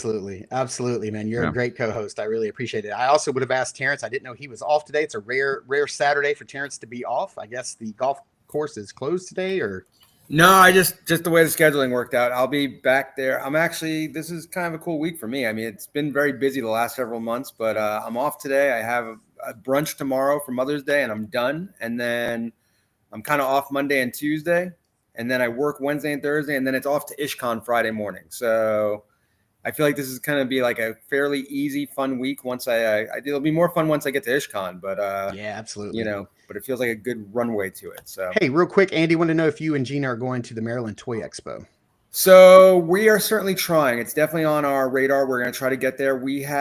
That's the weekend directly before Joe Fest, which we're also already committed to going to. But we are hoping to go to Maryland that morning. And then we have to get to upstate New York later that day.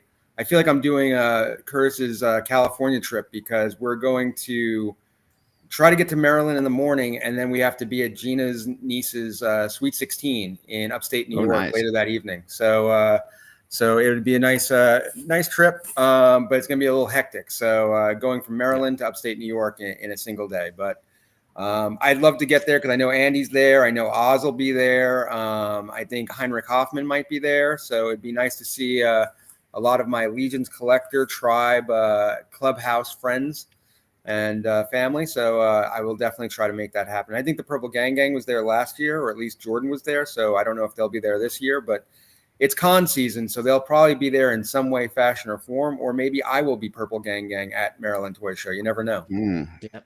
I'll be doing I'm Joe the captain Fest. now. I'm the captain. Look at me. now. Terrence is the captain of PGG. PGG. I need that. T-shirt. Studio employee person right here. Yeah. I will. I'll be at Joe Fest coming up at the end of June, and I think that's going to be it for me until Legions Con. Then my wife and I are doing Legions Con. We're still trying to figure out if we're flying or driving this year. If we drive, fantastic, because save on some shipping to send all my stuff home. But if we fly, I don't know. It'll be probably a little bit better. And then right after. Are you doing Joe Lanta as well in September or no? Okay. No. And then after it's going to be a big trip for Legions Con, because my wife is coming for the very first time. The first year I went with somebody, and I won't speak of that ever again. And then last year I went with my best friend Randall. We had a great time. And then this year I'm going with my wife. So she'll be there to see all the craziness for herself. And then after that, we're going to visit Canada for a few days. So now, house hunting? Did you get a room with 2 beds or 1? Oh, 1. Okay, so where's she gonna sleep when you're with Greg? Exactly. Exactly. She's gonna be holding the camera. She's gonna be on the chair. Sorry, honey. You get the chair tonight. Yeah. So yeah, it's gonna be a long trip. So we're not doing a lot of cons and a lot of traveling this year to save up for that big Legions Con Canada trip. So makes sense. So yeah, question, when she does get the chair, does she have to turn the chair towards the corner and wear headphones? I don't know. Like, that's up to her. I don't mind being watched. And Greg's not here to defend himself. Bless his heart. Yeah, exactly. Oh, Andy says, yeah, it's like 35 minutes from his new place. So that's really cool. Very cool. All right, guys, we're going to get out. Thanks again to the chat. Thanks again to Terrence and Curtis. And next week, Greg will be back, and we're going to be hitting our 50th episode. It's going to be a lot of fun. We've got to actually get on our plan for that show because, like every week, I start planning around Thursday for Saturday show. It's just how it works. That's why shit doesn't work. So thanks, everybody. Please check out Curtis's channel. Check out Curtis on YouTube. Check out Terrence on Facebook and Instagram. Be sure to go and cast your vote for the IshCon Kit Bash 2025. Hopefully, you guys will be able to make it out to IshCon and make it a really good event. And that's going to be it, guys. Going to see you next week.